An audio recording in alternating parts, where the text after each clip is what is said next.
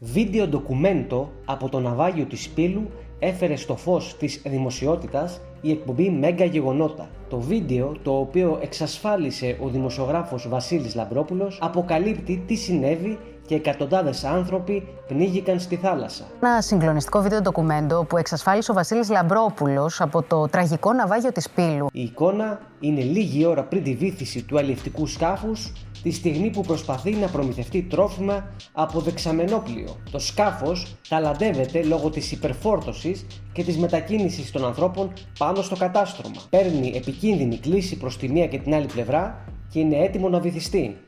Μάλιστα, φαίνεται ξεκάθαρα ένας άνθρωπος να πέφτει στη θάλασσα. Οι εικόνες καταγράφηκαν από κάμερες του λιμενικού σώματος που παρακολουθούσε τις κινήσεις του σκάφους, στο οποίο φαίνεται να επέβαιναν τουλάχιστον 700 άνθρωποι. Το λιμενικό διαψεύδει με κατηγορηματικό τρόπο ότι δεν έγινε προσπάθεια ρημούλκησης του σκάφους, όπως αναφέρουν τα ξένα μέσα ενημέρωσης, και σημειώνει πως το συγκεκριμένο βίντεο αποδεικνύει πόσο ασταθές ήταν το πλοίο λόγω των υπεράριθμων επιβατών. Να σε καλωσορίσω, Βασίλη. Είναι ένα βίντεο που κόβει την ανάσα, διότι φαίνεται το πλοίο πως γέρνει απειλητικά προς τη μία και την άλλη πλευρά και είναι έτοιμο να βυθιστεί.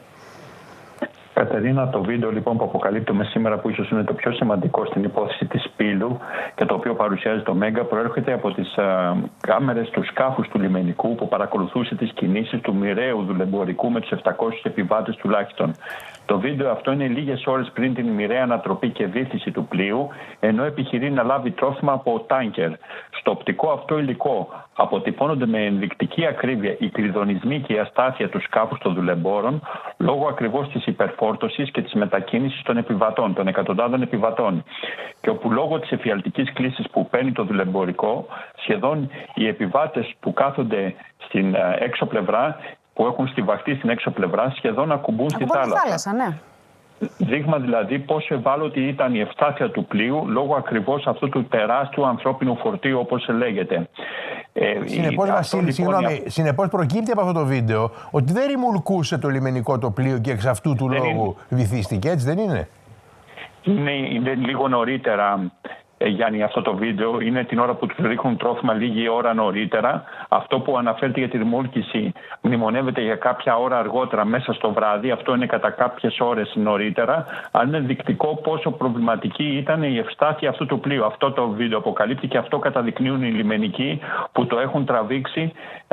Οι λιμενικοί βεβαίως, ως προς αυτό που λες, που είναι πολύ σημαντικό, αρνούνται κατηγορηματικά, γιατί μνημονεύεται σε πολλά διεθνή μέσα μαζικής ενημέρωσης το τελευταίο χρονικό διάστημα και χθες και τις τελευταίο 24 ώρα, αρνούνται για διαφόρους λόγους ότι θα κινδύνευε και το ίδιο το σκάφος του λιμενικού αν υπήρχε τέτοιου είδους απόπειρα ρημούλκησης, και από διάφορες άλλες αναφορές από άλλα μέλη του πληρώματος. Διεθνή μέσα, βέβαια, Βασίλη, λέγανε και για την νεκρή Μαρία του Εύρου και απεδείχθη τελικά ότι αυτό δεν ισχύει. Οπότε δεν Πάντως, αυτό που μπορούμε να πούμε με σαφήνεια είναι ότι τα στελέχη του λιμενικού απορρίπτουν κατηγορηματικά ότι υπήρξε απόπειρα ρημούλκησης του σκάφους και ότι αυτό το βίντεο δείχνει ακριβώς πόσο ασταθές ήταν και τι μεγάλες κλίσεις έπαιρνε λίγο πρωτού βυθιστεί. Και πραγματικά είναι συγκλονιστικό το βίντεο που μας παρουσίασε αποκλειστικά, Βασίλη Λαμπρόπουλε. Να σε ευχαριστήσουμε.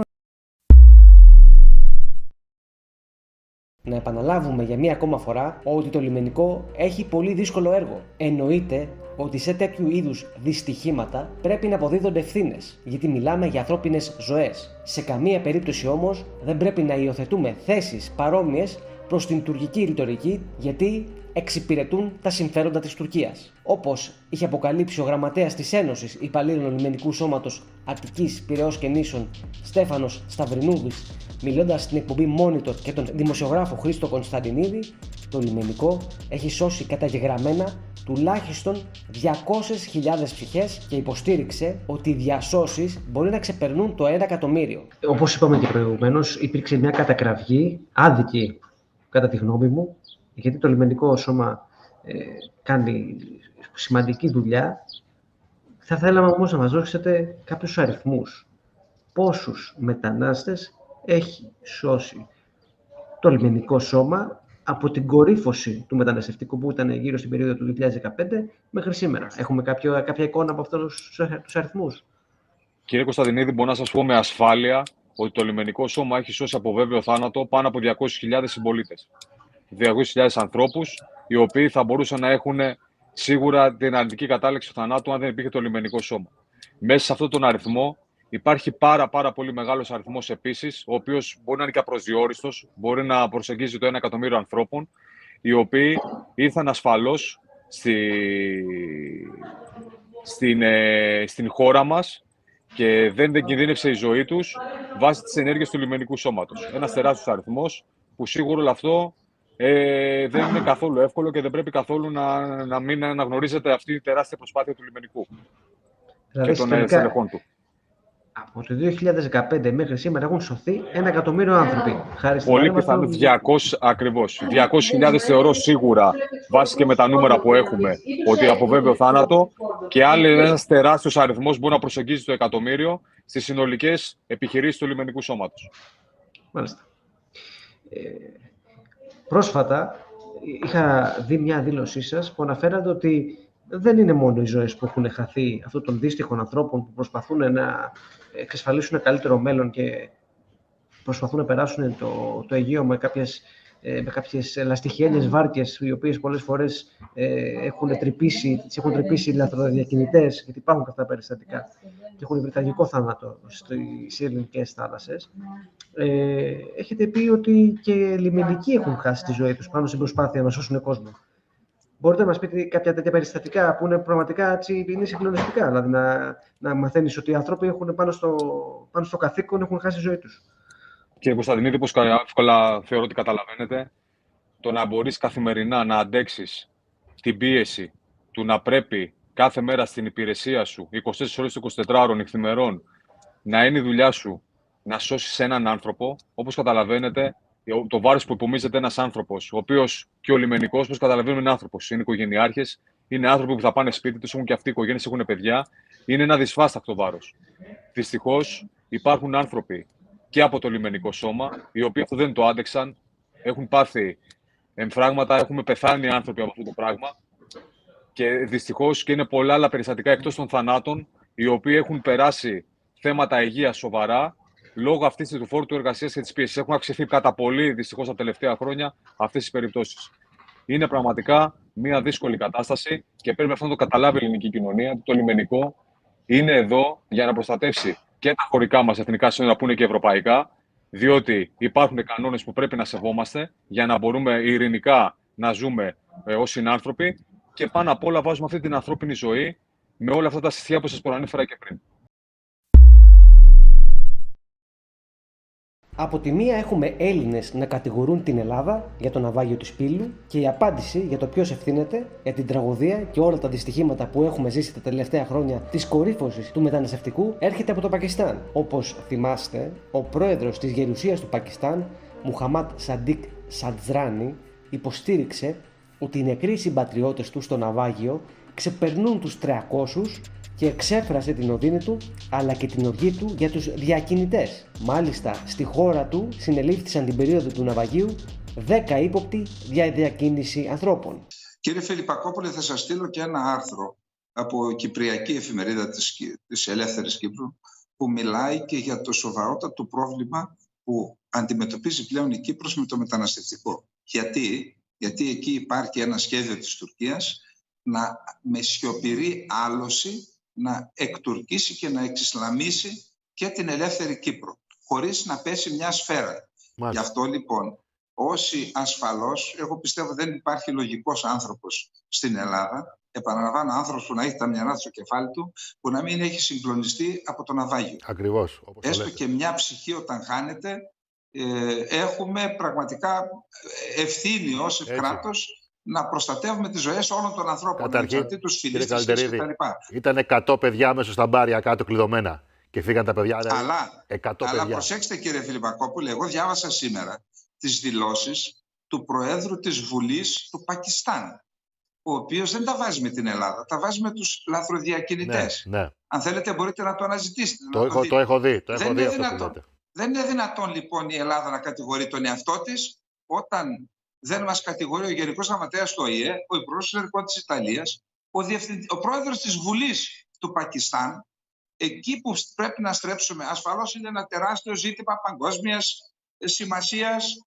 Δεν είναι εύκολη η αντιμετώπιση του και η ριζική αντιμετώπιση του. Αλλά, εν πάση περιπτώσει, κεντρικό ρόλο σε όλη αυτή την ιστορία παίζουν ασφαλώς οι πόλεμοι και η αποικιοκρατία, βεβαίως, το ζήτημα των λαθροδιακινητών και των κρατών που εμπλέκονται στη διακίνηση μεταναστών είναι αφετηρία, πιστεύω. Αφού δεν μπορούμε να λύσουμε ούτε την κλιματική αλλαγή ούτε και τη φτώχια, να ξεκινήσουμε από εκεί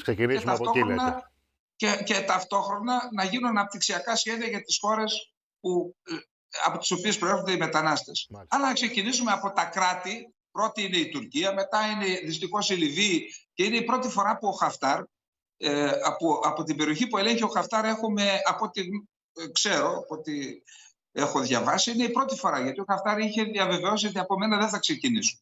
Άρα και αυτό πρέπει να μας προβληματίσει.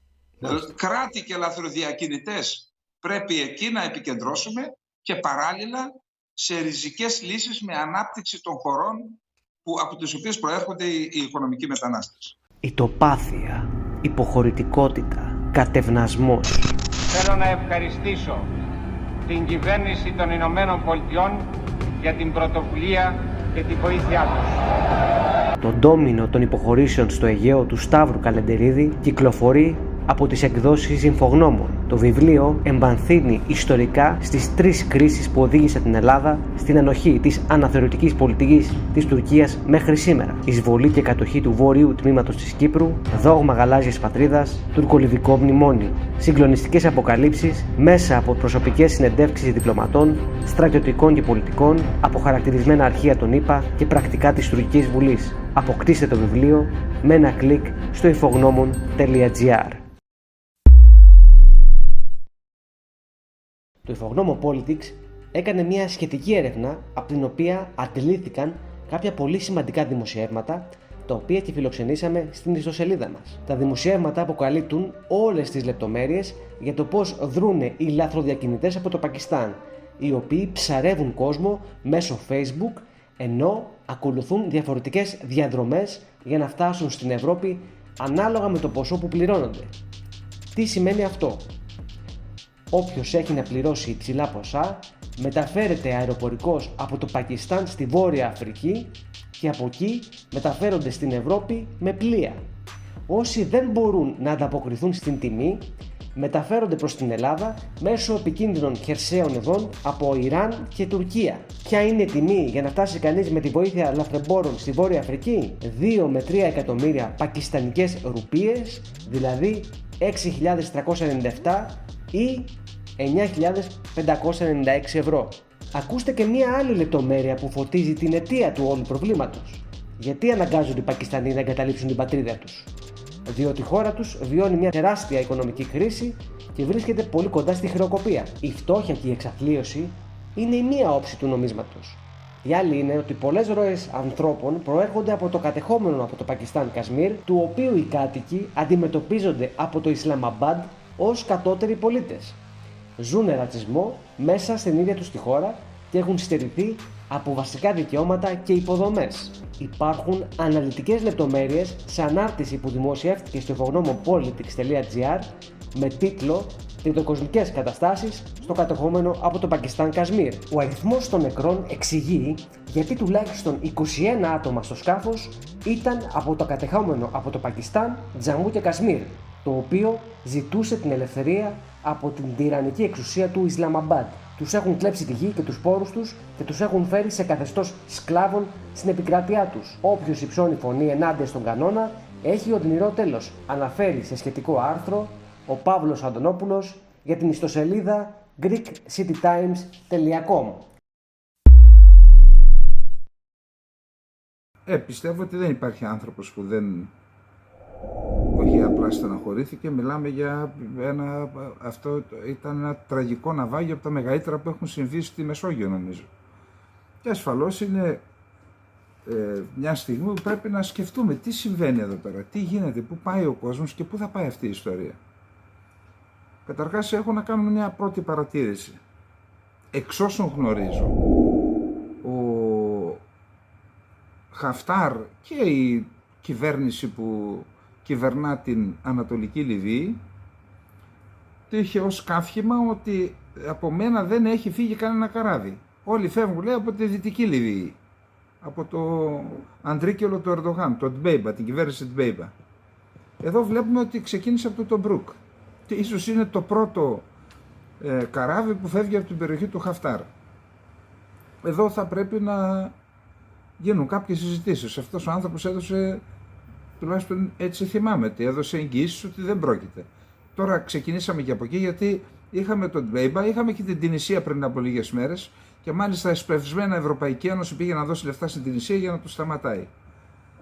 Λοιπόν, εν πάση περιπτώσει, πιστεύω ότι πρέπει να ληφθούν περιοριστικά μέτρα, διότι το φαινόμενο, υπάρχουν και άλλες αιτίες, θα τις αναλύσουμε πιο κάτω, θα τις αναφέρουμε, αλλά το φαινόμενο παίρνει τέτοιες εφιαλτικές διαστάσεις επιπλέον των άλλων που θα πούμε και για δύο λόγους. Πρώτον είναι η χαλαρότητα που υπάρχει σε ορισμένα κράτη, που όταν λέμε χαλαρότητα δεν φυλάνε την επικράτειά τους, κονομάνε απίστευτα λεφτά. Σκεφτείτε τώρα αυτό, αν ήταν 700 άτομα και ήταν από 3.000 το κεφάλι, το λέω έτσι γιατί έτσι τους λένε οι διακινητές, είναι πάνω από 2 εκατομμύρια.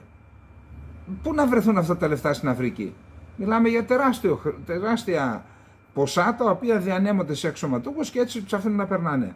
Άρα το ένα ζήτημα είναι οι διακινητές σε συνδυασμό με τα κράτη τα οποία γίνονται και αυτά συνεργάτες των διακινητών. Αν λοιπόν εκεί βελτιωθεί η κατάσταση και πιστούν οι χώρες αυτές να προστατέψουν την επικράτειά τους, αυτό το φαινόμενο θα περιοριστεί. Δεν πρόκειται να σταματήσει ποτέ, όσα μέτρα και να πάρει, πάντα θα έχουμε μετακινήσεις, αλλά όχι σε τέτοιο βαθμό που να δημιουργούνται σοβαρά προβλήματα στις χώρες υποδοχής και σε τέτοιο βαθμό που να δημιουργούνται και προβλήματα, εννοώ, με τους θανάτους και με τους πνιγμούς. Ένα άλλο θέμα, ειδικά σε σχέση με τη Λιβύη. Τώρα δεν ξέρω αν λόγω γύρατος δεν θυμάμαι καλά, πάντως νομίζω ότι έχω ακούσει τον Καντάφη να λέει με τα ίδια τα λόγια, να λέει ότι εάν με ανατρέψετε, να ξέρετε ότι μετά η Ευρώπη θα γεμίσει μετανάστες. Εγώ είμαι αυτός ο οποίος κρατάω τη χώρα μου απολύτως κλειστή σε τέτοια φαινόμενα. Εδώ λοιπόν, αναζητώντας τους ενόχους αυτής της τραγωδίας με τα εκατοντάδες θύματα, όλοι οι άνθρωποι έχουν η ζωή τους, ανεξαρτήτως φύλου και ηλικίας, έχει αξία, έτσι. Ακόμα και μια μέρα να στερήσεις από τον άλλον δεν έχει σημασία, είναι η ζωή του άλλου. Αλλά πάση περιπτώσει, όταν ακούς για γυναίκες και παιδιά, εκεί καταλαβαίνετε ότι, συγγνώμη, αυτοί οι οποίοι ανέτρεψαν τον Καντάφη δεν έχουν ευθύνες? Και ξέρετε ποιοι είναι, έτσι. Οι Ηνωμένες Πολιτείες της Αμερικής, εδώ φοβάσαι να πεις κάτι, θα σου πούνε ότι είσαι αντιαμερικανός, αντινατοϊκός, αντιδυτικός. Όχι, καθόλου. Όχι μόνο, δεν είμαι καν φιλοδυτικός. Είμαστε, η Ελλάδα είναι η Δύση. Δεν ανήκει στη Δύση, είναι η Δύση. Εδώ είναι τα θεμέλια του πολιτισμού της Δύσης. Άρα δεν ανήκουμε πουθενά. Είμαστε η Δύση λοιπόν και έχουμε και χαρακτηριστικά Ανατολής. Αυτό είναι άλλο θέμα. Εν πάση περιπτώσει, δεν θα λέμε την αλήθεια? Γιατί ανέτρεψαν τον Καντάφη? Ο Καντάφη ήταν σκληρότερος δικτάτορος από τον Ερντογάν. Το έχετε σκεφτεί καθόλου? Ξέρετε τι γίνεται στην Τουρκία? Ξέρετε τι γίνεται τουλάχιστον ο Καντάφη δεν είχε εισβάλει σε καμιά χώρα. Και να σας πω κάτι. Μου είπε ένας Κούρδος παλιός αγωνιστής που ήταν δίπλα στον Αμπτουλάχ Οτζαλάν, ότι κάποια στιγμή από την Δαμασκό τον έστειλε ο Αμπτουλάχ Οτζαλάν κανονικά με το αεροπλάνο να πάει στον Καντάφη. Είχε κανονίσει ο Καντάφη να τον δεχτεί ή ζήτησε, λέει, στείλε μου έναν άνθρωπο. Ο ίδιος μου τα διηγείται. Πήγε λοιπόν ο άνθρωπος εκεί, δεν ξέρω τι είπε, δεν ρώτησα δηλαδή, αλλά έδειξε ότι δείχνει ενδιαφέρον για το κουρδικό. Είχε πει ότι σε αυτόν τον ήλιο της Μέσης Ανατολής από κάτω δικαιούνται να ζουν σαν άνθρωποι και σαν ένα ανεξάρτητο έθνος και οι Κούρδοι, όπως και οι άλλοι λαοί. Αυτό είχε πει ο Καντάφη που ανέτρεψαν. Και οι άλλοι οι πολιτισμένοι κρατούν τον κουρδικό λαό εχμάλωτο του Ερντογάν, του Άσαντ, τους Βαγδάτες και το Ιράν. Οι καλοί δυτικοί και ο κακός Καντάφης. Λοιπόν, και λέει ότι του έδωσε ένα πακέτο να το πάει στον Οτζαλάν, δεν ξέρω τι είχε, και ένα πακέτο για τον άνθρωπο που μου τα έλεγε. Λέει, δεν το άνοιξε εκείνη τη στιγμή. Όταν έφτασε στη Δαμασκό, το άνοιξα, λέει, μπροστά στον Οτζαλάν και είχε μέσα $200,000 προσωπικό δώρο. Του είπε ο Ζαλάν, πάρτα και στείλτε στην οικογένειά σου, αφού τα έκανε δώρο. Και είπε, όχι, εγώ θα τα δώσω στον αγώνα. Και τα δώσει στον αγώνα. Εν πάση περιπτώσει, αυτό ήταν ο Καντάφη. Ήταν ο άνθρωπος που κάλεσε τον Ερμπακάν, μόλις ανέβηκε πρωθυπουργός, και τον κατσάδιασε. Γιατί, λέει, συμπεριφέρεστε σαν να είναι ζώα, λέει, οι Κούρδοι και άλλοι λαοί? Γιατί δεν τους συμπεριφέρεστε καλά? Αυτόν τον άνθρωπο, λοιπόν, τώρα, εάν είχε κάνει τρομοκρατικές ενέργειες, κάτι θυμάμαι τότε με ένα αεροπλάνο κτλ., εκεί υπάρχει ένα θέμα, εντάξει. Αλλά όταν κάνεις μια ενέργεια πρέπει να δεις και την επόμενη μέρα. Εδώ παρακάτω θα δούμε. Άρα τα βασικά αίτια είναι, η πρώτη παρατήρηση είναι ότι ο Χαφτάρ που έδωσε διαβεβαιώσεις είναι η πρώτη φορά που ξεκινάει από το λιμάνι το Μπρουκ, που ανήκει στην ανατολική Τρίπολη, στην ανατολική Λιβύη, ξεκίνησε αυτό το... Και το δεύτερο είναι ότι εάν δεν είχαν ανατρέψει τον Καντάφη ή εάν είχαν φροντίσει να πάμε σε μια μετάβαση σε έναν άλλο ηγέτη χωρίς να χαλάσει το κράτος που λέγεται Λιβύη, και τώρα κοιτάξτε τι γίνεται, δολοφονίες, κλοπές και τουρκολιβικά μνημόνια, πάρτε τα. Λοιπόν, πάμε τώρα να δούμε τις βασικές αιτίες της μετανάστευσης. Οι βασικές αιτίες της μετανάστευσης είναι οι εξής. Είναι η υπανάπτυξη. Δηλαδή υπάρχουν χώρες που δεν έχουν πόσιμο νερό, τα παιδιά πεθαίνουν από την πείνα και αυτό το εκμεταλλεύονται κάποιοι, τα κυκλώματα, οι διακινητές, σε συνεργασία με τις ΜΚΟ, θα δούμε παρακάτω, και τους φέρνουν στην Ευρώπη. Η υπανάπτυξη γιατί υπάρχει? Μπορεί να είναι και θέμα παράδοσης. Ένας λαός θέλει να έχει αυτόν τον πολιτισμό και αυτό το σύστημα. Δεν μπορούμε να επιβάλλουμε να κάνουμε κάποιους περισσότερο ευτυχισμένους από ό,τι θέλουν οι ίδιοι να είναι.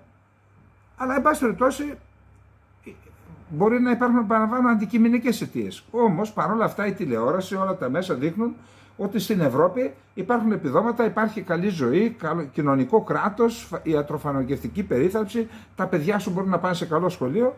Αυτά λοιπόν σε μια υπανάπτυκτη χώρα είναι το δέλεαρ μαζί με τους διακινητές να βάλουν τους ανθρώπους στη διαδικασία για να καταλήξουν είτε σε μια χώρα της Ευρώπης όπου κάποιοι άνθρωποι όντως βελτιώνουν τη ζωή τους, κάποιοι όμως καταστρέφονται. Παιδάκια εκπορνεύονται, κοριτσάκια εκπορνεύονται, εντάξει, μιλάμε για μεγάλη δυστυχία. Οι αιτίες της επανάπτυξης μπορεί να είναι η παράδοση, όπως είπα, μπορεί να είναι όμως και η αποικιοκρατία. Δηλαδή, οι χώρες οι αποικιοκρατικές, ξέρετε ποιες είναι, πήγαν σε αυτές τις χώρες, έκλεψαν τον πλούτο τους, το χρυσό, τα διαμάντια τους, έκλεψαν και τους ανθρώπους, σκλαβοπάζαρα, όλα αυτά, και όλο αυτό τώρα θεωρούν ότι πρέπει να τους ξεπληρώσουν το χρέος οι δυτικοί, οι αποικιοκρατικές δυνάμεις. Η Ελλάδα τι φταίει? Εμείς ούτε αποικιοκρατική δύναμη είμαστε, ούτε πόλεμο κάναμε. Ένας άλλος λόγος είναι οι πόλεμοι. Ακούστε, όπου έγινε πόλεμος, εν πάση περιπτώσει να χρησιμοποιήσεις βία, αυτό η ιστορία το νομιμοποιεί όταν έχει στόχο να πετύχεις κάτι καλύτερο. Στη Σομαλία έγινε πόλεμος, καταστροφή. Η χώρα είναι κατεστραμμένη. Στο Ιράκ έγινε πόλεμος, καταστροφή. Στη Λιβύη έγινε πόλεμος, καταστροφή. Στο Αφγανιστάν έγινε πόλεμος, καταστροφή. Στη Συρία προκάλεσαν πόλεμο με πρωταγωνιστή την Τουρκία, καταστροφή. Στην Ουκρανία πόλεμος, καταστροφή. 6 εκατομμύρια πρόσφυγες νομίζω.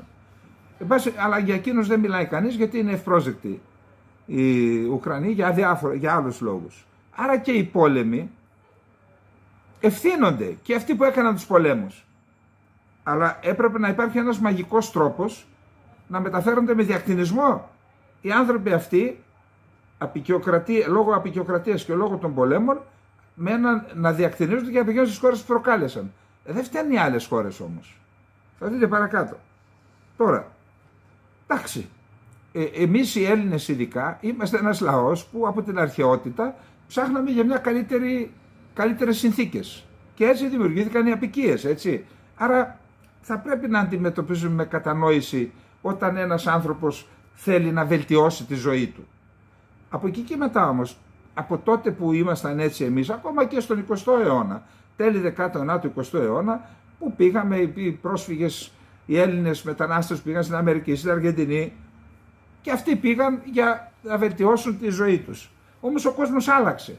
Τώρα πλέον τα κράτη είναι πιο συγκροτημένα και εδώ, για σταματήστε τώρα, τα κράτη, οι άνθρωποι τα δημιούργησαν, είναι συλλογικότητες που δημιουργήθηκαν επί τη βάση κοινών συμφερόντων.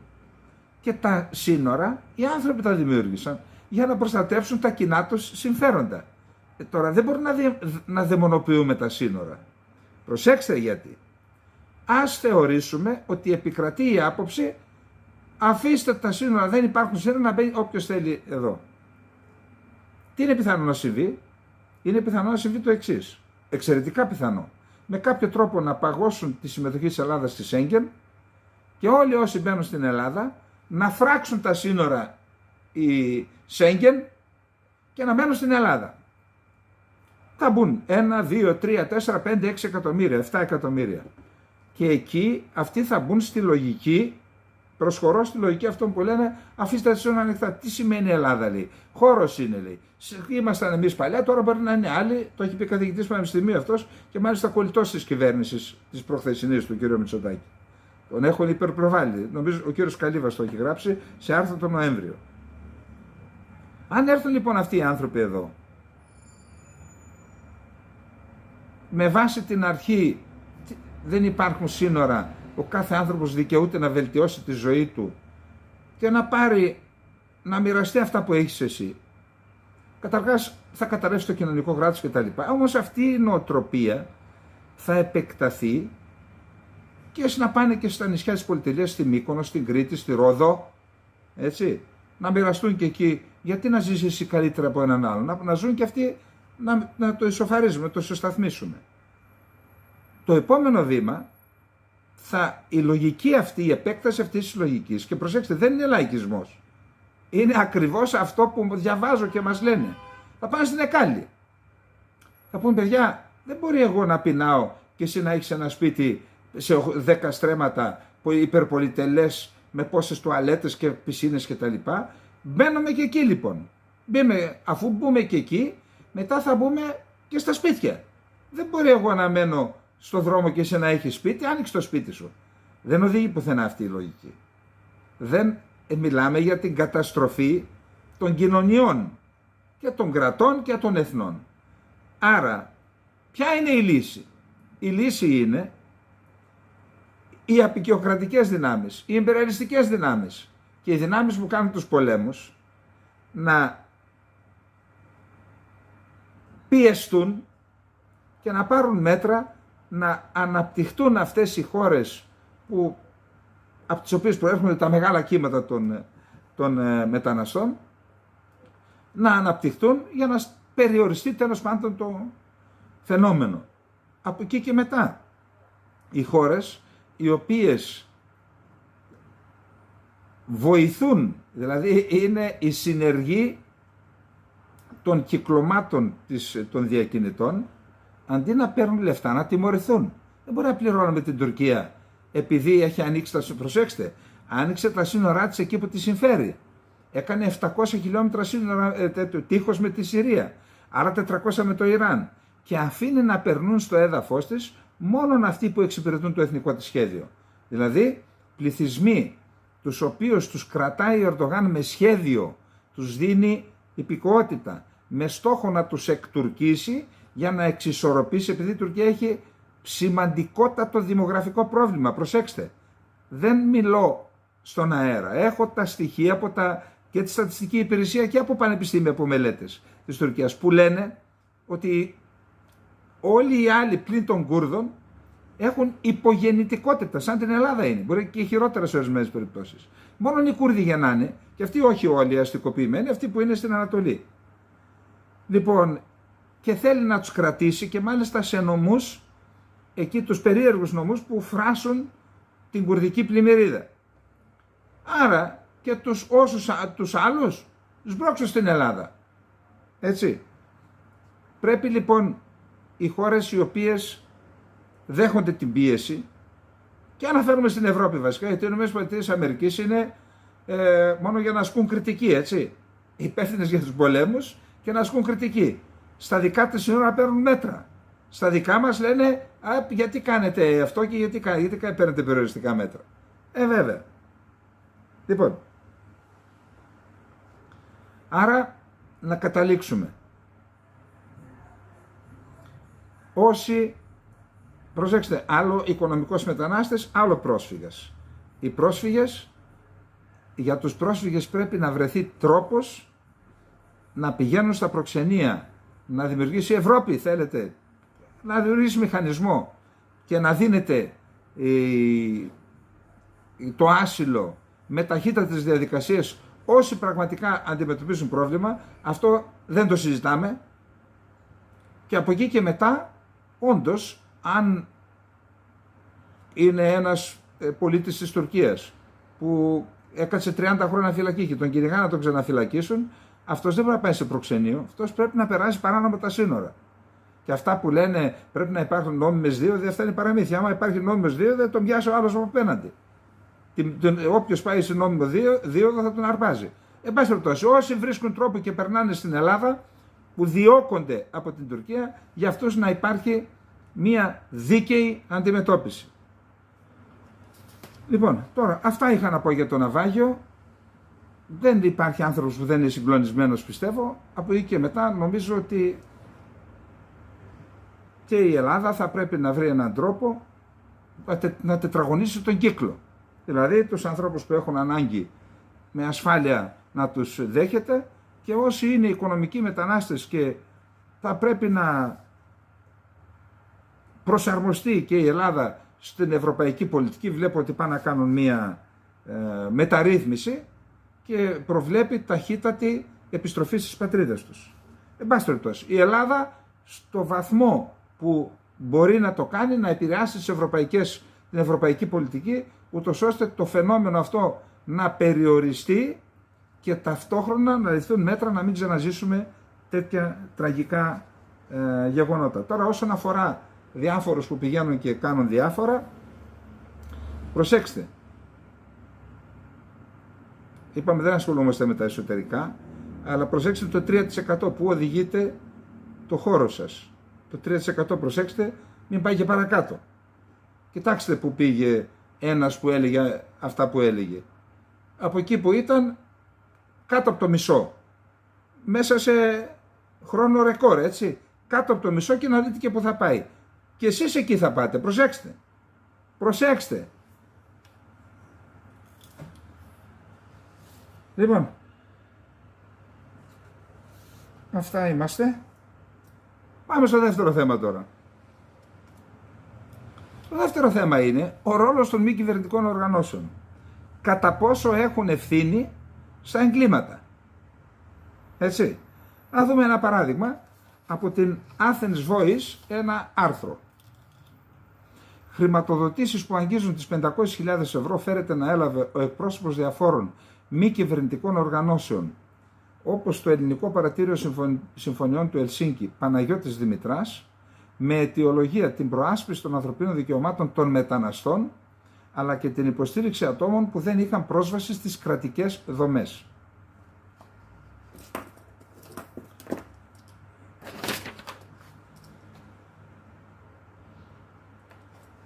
Λοιπόν, ωστόσο, η αρχή για το ξέπλυμα βρώμικου χρήματος, μετά από έρευνα, κατέληξε στο συμπέρασμα πως τα χρήματα αυτά διατέθηκαν για διαφορετικούς σκοπούς από εκείνους για τους οποίους εισπράχθηκαν και είχαν εγκριθεί από ευρωπαϊκούς αλλά και άλλους φορείς. Όπως αναφέρει η Real News, πλέον το πόρισμα των ελεγκτών της Αρχής Καταπολέμησης Νομιμοποίησης Εσόδων από εγκληματικές δραστηριότητες βρίσκεται στα χέρια της Εισαγγελέως Πρωτοδικών Ελένης Μιχαλοπούλου. Η εισαγγελική λειτουργός θα διενεργήσει την προκαταρκτική εξέταση με βασικό ύποπτο τέλεσης των κακουργηματικών πράξεων της απιστίας και του ξεπλήματος βρώμικου χρήματος, τον ίδιο τον εκπρόσωπο αυτών των μη κυβερνητικών οργανώσεων, τον κ. Δημητράδη. Ωστόσο, με εντολή του Προέδρου της Αρχής για το ξέπλυμα και πρώην Αντιεισαγγελέα του Αρείου Πάγου Χαράλαμπου Βουρλιώτη, ήδη έχει διαταχθεί η δέσμευση όλων των περιουσιακών στοιχείων δηλαδή τραπεζικών λογαριασμών, θηρίδων κλπ. Του Παναγιώτη Δημητρά, αλλά και των ΜΚΟ στις οποίες εμφανίζεται ως επικεφαλής. Στο εισαγγελικό μικροσκόπιο, βάσει του πορίσματος, αναμένεται να μπει και η σύζυγός του, καθώς εμφανίζεται ως συνδικαιούχος σε τραπεζικούς λογαριασμούς, στους οποίους, όπως προέκυψε από τον έλεγχο, ενδέχεται να υπάρχει ύποπτο χρήμα. Ο Παναγιώτης Δημητράς αποκαλείται και εθνικός μηνυτής, καθώς έχει υποβάλει σύμφωνα με δήλωσή του περίπου 5.000 μηνύσεις κατά των ελληνικών αρχών, δικαστικών λειτουργών, δημοσιογράφων και άλλων. Ένας από αυτούς είμαι και εγώ, αλλά του την επέστρεψα τη μήνυση, του έκανα και εγώ μήνυση, για ζητήματα που αφορούν το μεταναστευτικό, όπως οι επαναπροωθήσεις. Πώς όμως η αρχή καταπολέμησης της νομιμοποίησης εσόδων από εγκληματικές δραστηριότητες τον έβαλε στο στοχαστρό της? Σύμφωνα με πληροφορίες που δημοσιεύει η Real News, το πρώτο καμπανάκι χτύπησε στην αρχή όταν ήρθε σε γνώση της ότι τα τέλη του περασμένου έτους η εισαγγελία της ΚΟ άσκησε τόσο στον ίδιο, τον κύριο Δημητρά, όσο και σε άλλα μέλη ΜΚΟ ποινική δίωξη για σύσταση εγκληματικής οργάνωσης και διευκόλυνσης της παρανόμης εισόδου μεταναστών στη χώρα μας. Μία από τις αιτίες λοιπόν. Κατά τις αρχές, μέλος άλλης μη κυβερνητικής οργάνωσης, επικοινωνούσε με τα κυκλώματα των διακινητών, ούτως ώστε να μεταφέρουν με ασφάλεια τους πρόσφυγες και τους μετανάστες στην ελληνική επικράτεια. Στη συνέχεια, το μέλος της άλλης οργάνωσης έδινε στους πρόσφυγες το τηλέφωνο του Παναγιώτη Δημητρά, ο οποίος θα τους βοηθούσε να εξασφαλίσουν μεταξύ άλλων και νομική υποστήριξη, ώστε να μπορέσουν να τύχουν ευνοϊκότερες μεταχείρισης από τη στιγμή που θα βρεθούν στη χώρα μας. Μιλάμε για κανονική εγκληματική οργάνωση.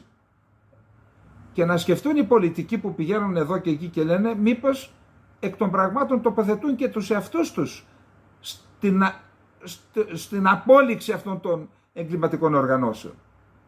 Έτσι ξεκίνησε η έρευνα, από την οποία προέκυψαν ύποπτες διαδρομές χρηματικών ποσών μεταξύ διαφόρων εταιριών και χρήματα που φαίνεται να κατέληγαν σε ατομικούς λογαριασμούς του εκπροσώπου της ΜΚΟ Ελληνικό Παρατηρητήριο Συμφωνιών του Ελσίνκη και της συζύγου του. Στη συνέχεια τα ίχνη αυτών των χρημάτων χάνονταν. Πού πήγαιναν τα χρήματα? Προσέξτε, έχει ενδιαφέρον εδώ. Να σημειωθεί ότι οι επιχορηγήσεις που έπαιρνε ο Δημητράς προέρχονται όχι μόνο από τα παχυλά ευρωπαϊκά κονδύλια που έχουν αποδεσμευτεί για τη διαχείριση του προσφυγικού ζητήματος, αλλά και από το ελληνικό δημόσιο. Μήπως αυτοί που υπέγραφαν για να δώσουν στον κύριο Δημητρά λεφτά, λέω, πραγματικά τώρα μην με πείτε και... αλλά μήπως τελικά από την άλλη πόρτα τα έπαιρναν ή έπαιρναν ένα ποσό? Αλλιώς γιατί να δώσει στο Δημητρά το ελληνικό κράτος που κατηγορείται, μέχρι να καταδικαστεί τελεσίδικα είναι αθώος, αλλά κατηγορείται για σύσταση εγκληματικής συμμορίας. Και δίνανε οι δικοί μας το κράτος λεφτά των Ελλήνων φορολογουμένων. Γιατί?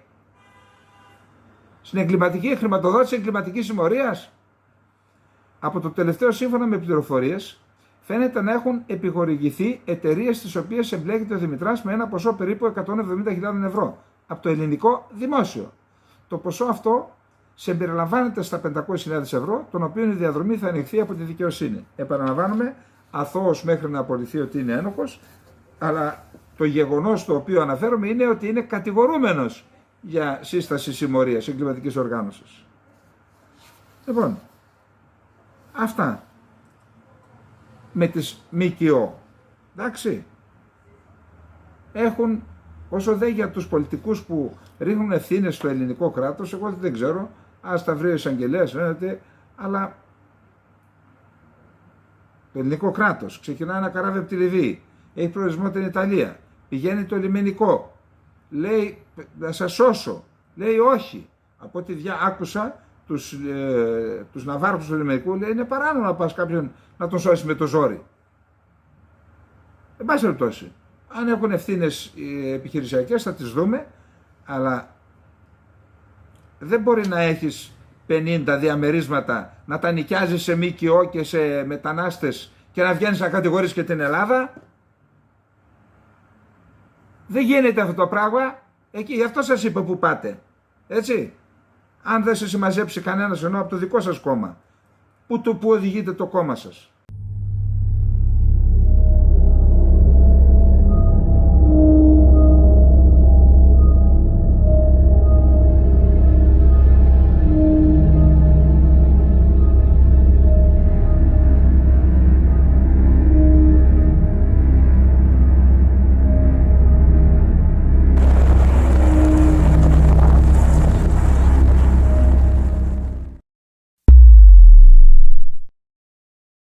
Στο τέλος, αφήσαμε και μία απορία του έμπειρου δημοσιογράφου και παρουσιαστή της εκπομπής Ανιχνεύσεις, Παντελή Σαββίδη. Γιατί έχουμε μεταναστευτικές ροές από Πακιστάν, Μπαγκλαντές και όχι Ινδία? Μήπως η Δύση δεν έχει διαβάσει καλά το Ισλάμ?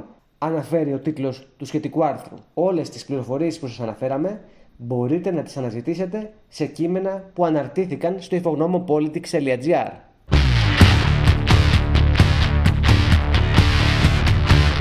Αν σας άρεσε το βίντεο, δείξτε τη στήριξή σας. Κάντε like, μοιραστείτε το περιεχόμενο, χτυπήστε το καμπανάκι για να σας έρχονται όλες οι ειδοποιήσεις από τα βίντεο που δημοσιεύονται στο κανάλι μας.